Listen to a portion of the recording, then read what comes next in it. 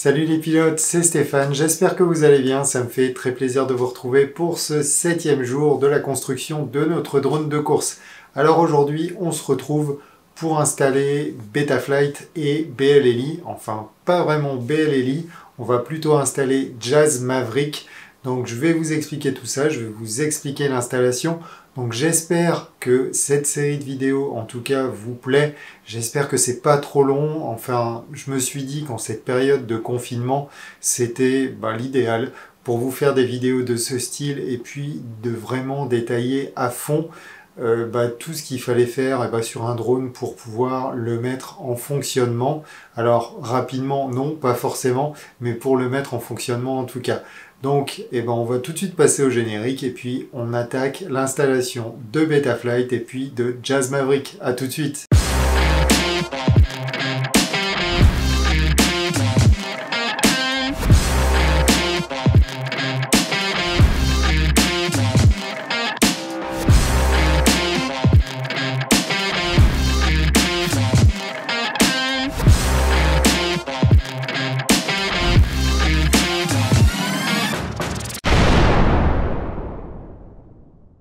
Donc comme je vous l'ai dit dans l'intro, aujourd'hui on va s'occuper de mettre à jour notre Flight Controller et notre ESC, notre Electronic Speed Controller. Donc pour le Flight Controller, ce sera Betaflight dans sa version 4.1, alors c'est la 4.1.2 je crois la dernière version, et pour notre ESC Electronic Speed Controller, c'est normalement BLLI.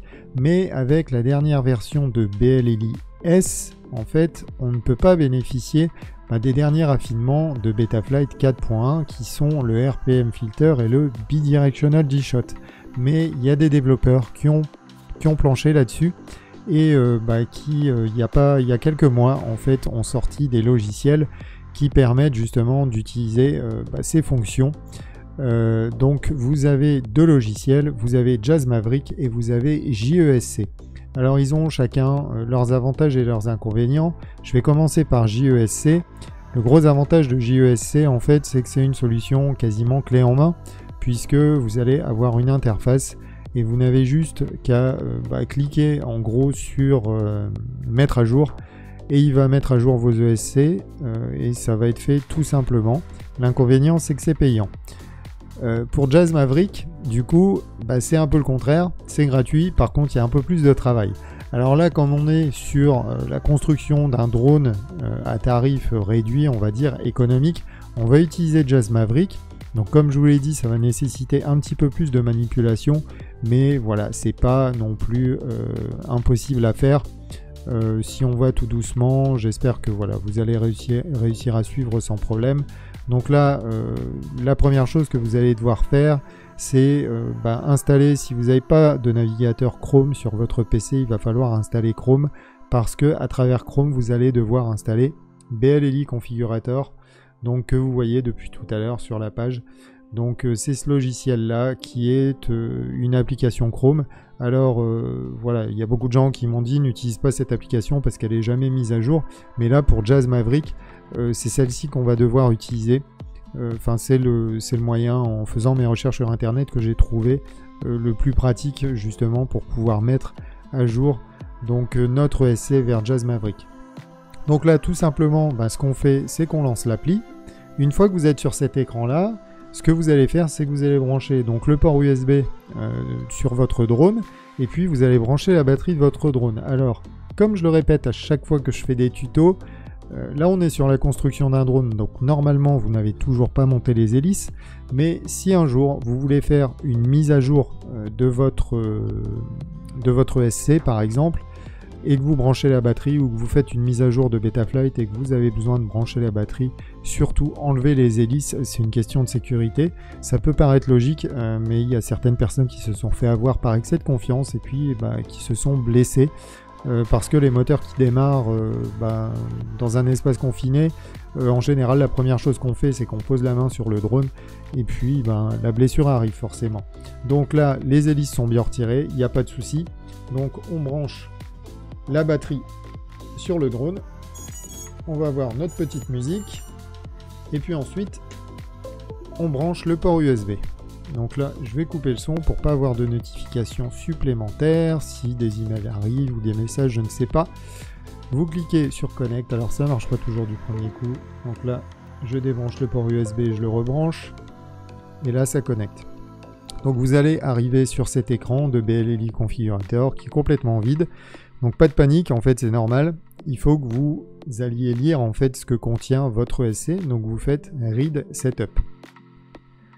Donc moi, pour rien vous cacher, j'ai déjà fait la mise à jour. En fait, j'ai essayé la dernière mise à jour qui est la 16.78 et je ne sais pas pourquoi, mais ça ne fonctionne pas sur la Mamba. Donc je suis revenu sur la 16.77. Mais voilà, basiquement, ce que vous allez devoir faire, c'est mettre à jour donc vos ESC. Et il va falloir que vous trouviez la version d'ESC que vous avez donc, sur votre drone. Donc là, en l'occurrence, la Mamba. Et les chiffres qui sont importants, c'est le C-H-40.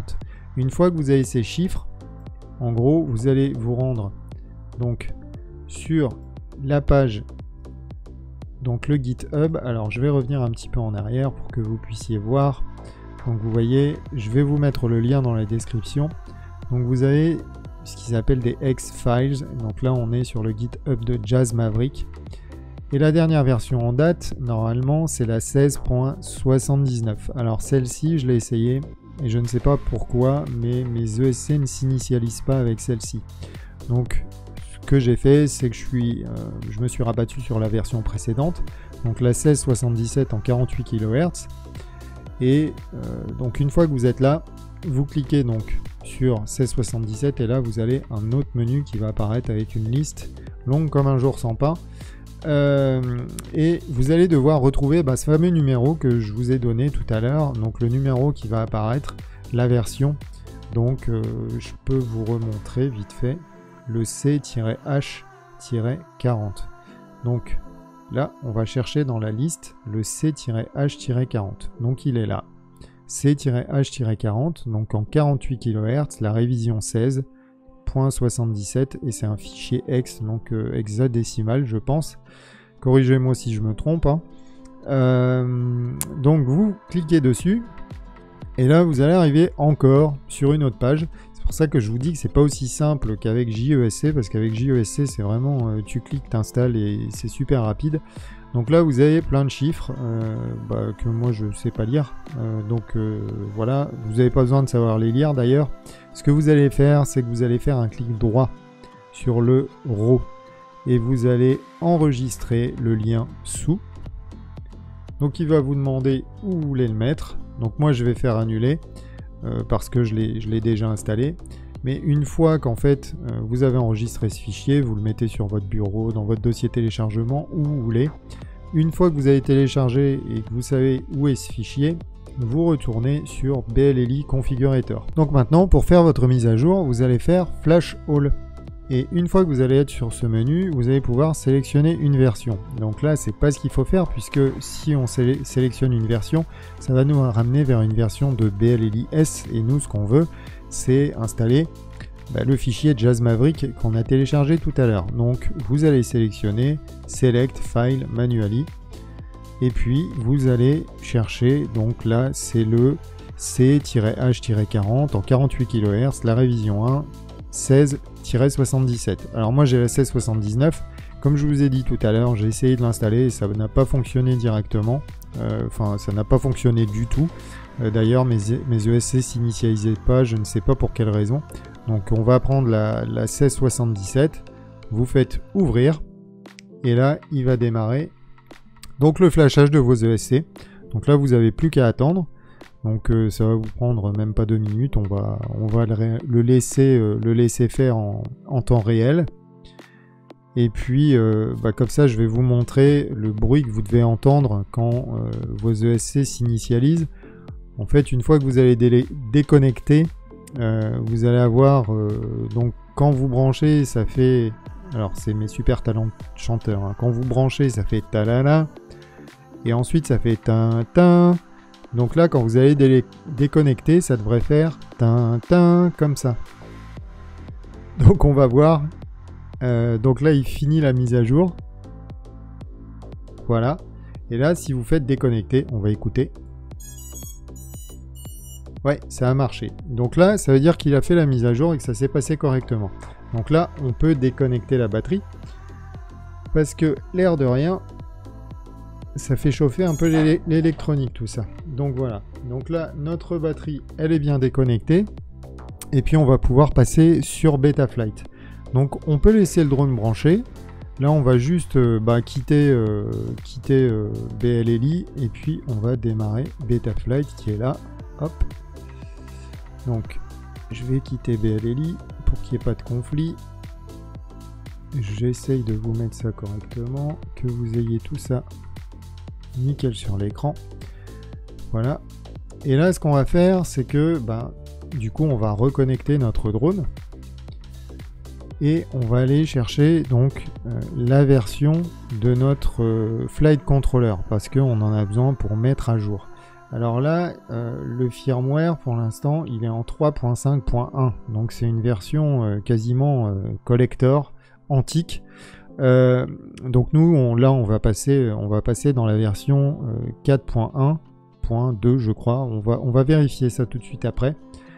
Et il faut qu'on sache quel target on doit avoir parce que chaque contrôleur de vol, en fait, a un différent programme pour fonctionner. Alors depuis le Betaflight 10.6.0, donc le configurateur, il vous l'indique directement ici. Ce que vous pouvez faire aussi, moi c'est ce que je fais en général, c'est que je fais un CLI, donc je clique ici sur la fenêtre CLI et je fais un diff espace all. Donc là il me met tous les paramètres. Et en fait, votre version, vous la retrouvez ici. C'est la Fury F4 OSD FY40.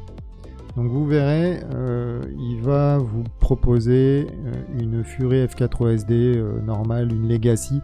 Nous, il faudra qu'on prenne la version Legacy. Aussi, ce qu'on peut vérifier, alors là, il déconnecte. À chaque fois qu'on quitte en fait le CLI, sans sauvegarder, il déconnecte. Dans les ports, la façon dont c'est configuré, vous voyez notre UART1, il est sur Serial RX et c'est là qu'est branché notre récepteur. Donc on s'assurera bien que l'UART1 il soit toujours sur Serial RX et puis après ça viendra plus tard. Mais pour la télémétrie, parce qu'il y a des gens qui m'avaient posé la question, il faudra activer, donc il me semble, le Smart Port pour pouvoir bénéficier de la télémétrie dans vos lunettes avec le récepteur, donc avec le RXSR. Voilà, c'est un petit avant-goût de demain quand on va procéder à tous les réglages. Donc là on retient bien la version de notre firmware. En fait notre target c'est Fury F4 OSD. Donc maintenant ce qu'on va faire, c'est qu'on va mettre notre flight controller en mode bootloader. Le bootloader, ça va nous permettre de réécrire en fait un nouveau programme dessus. Si vous ne faites pas ça, ça fonctionnera pas. Donc là, on va retourner dans ce fameux menu CLI. Alors vous avez plusieurs méthodes, mais maintenant en fait, avec les nouvelles versions de Betaflight, c'est celle que je trouve le plus pratique. Vous allez dans le CLI et vous tapez BL comme bootloader. Vous appuyez sur Entrée. Et là, il va se mettre donc sur bootloader directement. Normalement, si tout va bien, je vérifie. Il est toujours sur le COM5. Alors, c'est un petit peu bizarre. Il a du mal à ouvrir. On va voir s'il est vraiment sur bootloader. Je vais fermer et je vais redémarrer Betaflight. Oui, voilà. Donc, vous voyez, ça va marquer DFU. Donc DFU, ça veut dire qu'il est en mode bootloader et que vous allez pouvoir faire une mise à jour de votre firmware. Donc là, on va cliquer sur Update Firmware pour faire notre mise à jour. On va attendre un petit peu que ça charge, parce qu'il va chercher toutes les infos. Et ici, on va aller chercher donc notre Fury, notre fameuse Fury F4 OSD. Alors, Fury F4 OSD. Fury F4. Fury F4 OSD Legacy. Donc c'est celle-ci. Et vous voyez, je vous racontais des bêtises, je vous avais parlé de 4.1.2. On est sur la 4.1.1 qui date du 15 novembre 2019. Alors après c'est pareil, vous avez des versions plus instables que vous pouvez essayer. Moi je vais pas les mettre, tout simplement parce que voilà, je préfère pas. Et puis je pense que pour un débutant, déjà mettre une version comme ça qui est stable, je pense que c'est mieux. Si vous êtes débutant, mettez une version qui soit stable, vous prenez pas la tête. Donc une fois que vous avez sélectionné donc Fury F4OSD Legacy, vous allez sélectionner donc la version, donc là la 4.1.1, c'est la dernière en date. Vous faites Load Firmware, donc là il va aller chercher en fait le firmware sur internet, et une fois qu'il l'a loadé, vous n'avez plus qu'à cliquer sur Flash. Donc on va le flasher. Donc il s'occupe d'abord de l'effacement, et puis ensuite il va donc réécrire en fait le nouveau firmware. Et puis ça prend quelques secondes. Donc là on va passer en accéléré. Et puis vous allez voir, ça va, en temps réel, ça prend une trentaine de secondes. Donc je vous laisse avec le flashage. Et puis on se retrouve pour la conclusion.